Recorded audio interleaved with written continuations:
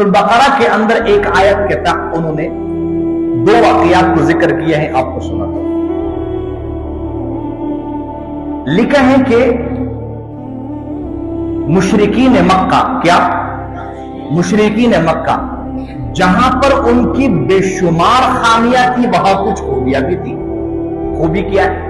مسلمان حج کے لیے آتے تھے، یہ لوگ ان کے کھانے کا انتظام کرتے تھے، ان کے پانی کا انتظام کرتے تھے، ان کی رہائش کا انتظام کرتے تھے، انہیں سہولیات فراہم کرتے تھے۔ یہ اچھی خوبی تھی۔ ایمان نہیں لاتے تھے، اسلام پر نہیں تھے، یہ ان کی خامیاں تھی۔ سمجھ رہے؟ اللہ کا گھر تعمیر کیا، حلال پیسوں سے تعمیر کیا، ایک حرام پیسہ نہیں لگا، یہ ان کی صفت تھی، اچھی خوبی تھی۔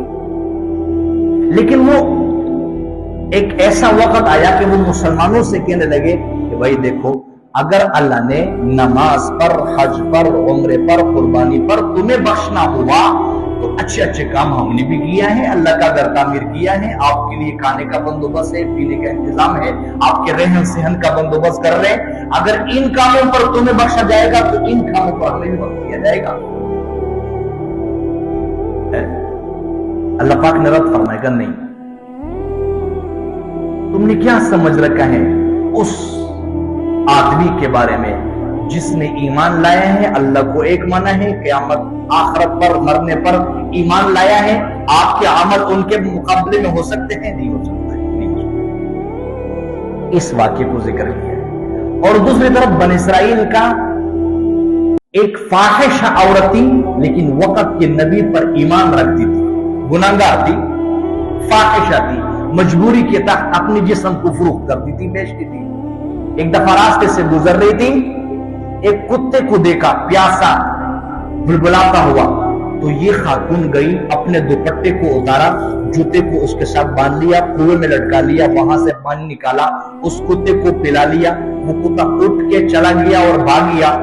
اللہ پاک نے اس عورت کے بخشش کا فیصلہ کر دیا۔ اس بات کو یاد رکھیں، عقیدہ اگر درست نہیں ہے، کیا